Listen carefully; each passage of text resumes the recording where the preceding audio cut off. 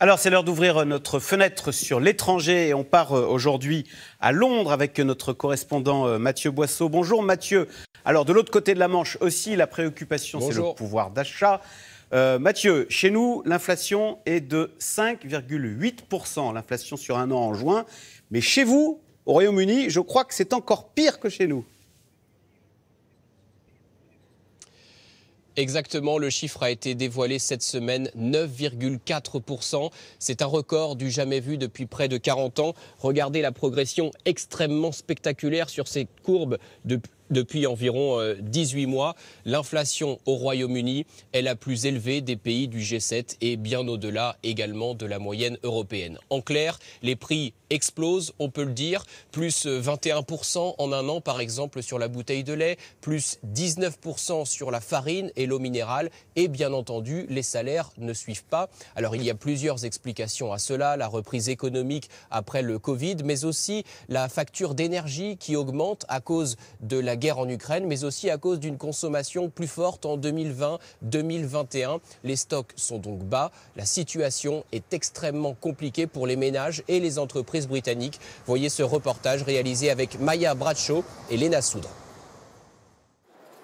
Au carrefour de toutes les difficultés économiques du moment, le marché de gros de Birmingham, deuxième ville d'Angleterre, là où s'approvisionnent les entreprises, là où les prix s'envolent, plus 25% sur ces crevettes, par exemple. La nourriture des poissons d'élevage augmente, l'emballage, la glace pour les conserver et le prix des trajets en bateau. Nous importons nos produits depuis le monde entier. Des raisins d'Inde, des poires d'Afrique du Sud et le transport coûte plus cher à cause du prix de l'essence. Pour les entreprises, un même dilemme, répercuter ou non la hausse des prix sur les clients, alors que les foyers britanniques souffrent eux aussi. Dans ce pub, la situation s'aggrave, mois après mois. Le prix du poulet, par exemple, fluctue un peu comme l'essence. On ne peut pas avoir de prix garanti comme d'habitude, donc on ne connaît pas les marges qu'on fera sur nos plats, même d'un jour à l'autre. L'inflation entraînerait également des problèmes de main-d'œuvre. Le coût de la vie étant très élevé, les postes à bas salaire, comme dans cet atelier, n'attireraient plus, selon le patron. Les gens ne veulent pas faire ce boulot, ou alors ils demandent des salaires déraisonnables. Dans le service public, l'État a consenti à des hausses de salaire pour les policiers, les soignants et les enseignants. Mais ces derniers feront grève à la rentrée prochaine, car l'augmentation de leurs revenus reste inférieure à celle des prix. Je n'aime pas que mes enseignants soient en grève.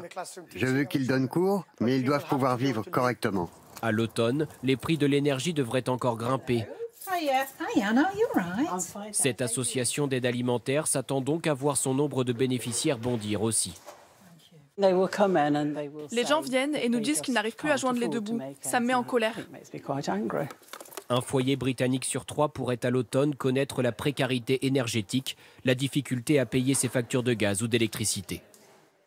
Alors Mathieu, en Grande-Bretagne, on sait qu'il y a la course à la succession de Boris Johnson. On connaîtra le nom du nouveau Premier ministre de Grande-Bretagne le 5 septembre, je crois.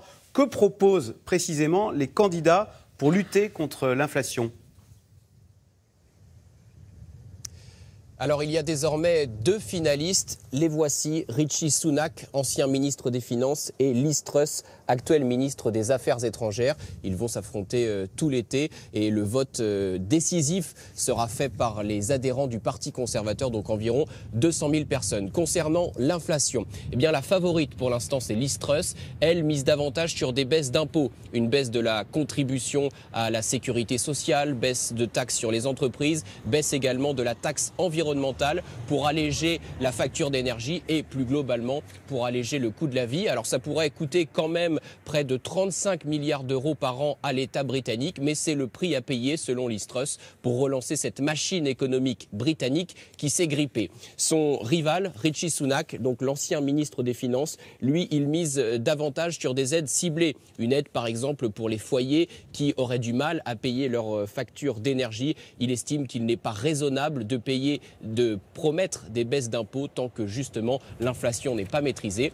Mais il est pour l'instant largement devancé dans les sondages, entre 15 et 20 points. Ceci dit, la date du verdict de ce scrutin, le 5 septembre, est encore lointaine.